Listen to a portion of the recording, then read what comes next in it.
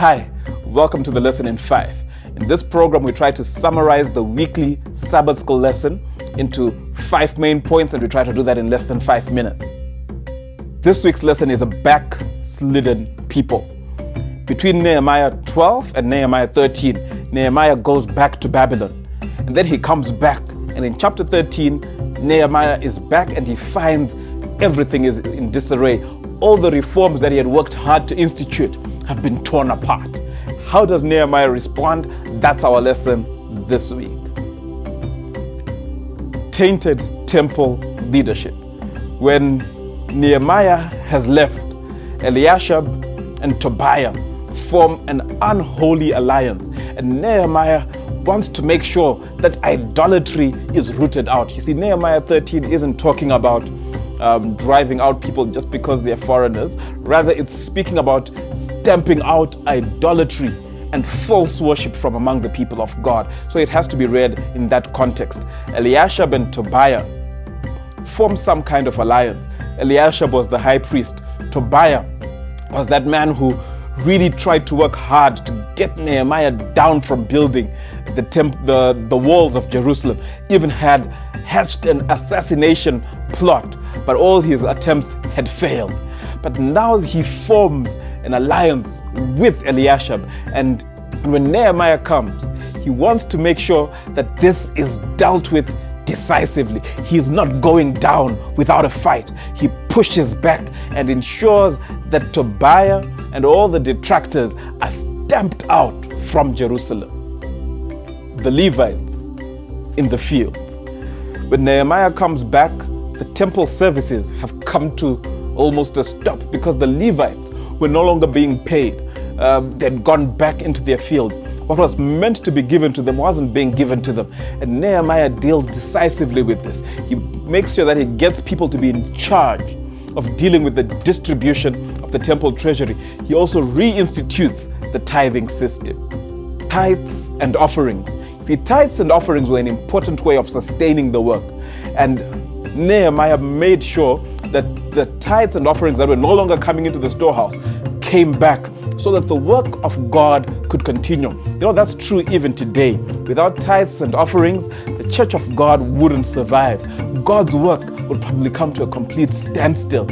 And tithes and offerings are a valuable part in taking the work and gospel commission forward.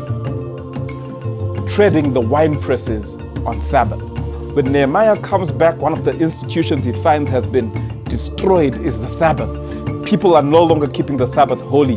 People are trading in the wine press on the Sabbath days, donkey carts all over. Merchants are coming in and trading. Even foreigners are also coming in to the city of Jerusalem and doing business on the Sabbath day. This makes Nehemiah mad, and he makes sure that this stops. He rebukes the leaders and the nobles, and he threatens to even lay hands on them. A nice way of saying this can get physical really quick. Nehemiah ensures that all trading stops. He also makes sure that the gates of the city of Jerusalem are closed on a Sabbath. He closes them sundown on Friday so that no traders can come into the city. Some traders even ended up sleeping outside the city one Friday, and that made sure that they don't ever come back on a Sabbath. Nehemiah was serious about making sure that God's people were going to be faithful to him. Did not your fathers do thus? You see, when Nehemiah rebukes the people, he says, you're repeating the same mistakes that your fathers made. And it seemed that Nehemiah's words really had an impression because people really got zealous about the Sabbath. And maybe they even went a little too far. You see, when Jesus comes a little later on in the New Testament, he always has run-ins with the Pharisees because they're taking things a bit too far. They are overzealous. They were so zealous that they accused Jesus, the Lord of the Sabbath, of breaking the Sabbath. They had taken things a little too far, and Jesus was trying to bring things back into right perspective in the New Testament. This shows us something very important. It's very possible for us in our zeal to take things too far. How can we as God's people guard against the same mistakes? I'm Tatenda, and this has been the Lesson in 5. Hi everybody, if you've enjoyed this video, make sure you subscribe to this channel. Hit that button, subscribe so that you don't miss any of our future videos. If you've enjoyed reading the weekly lesson study, also put in your comments. Your comments and your feedback is very valuable. I enjoyed reading through all the comments last week, so put a comment. Also give the video a thumbs up, show that you like it, and share the video as well.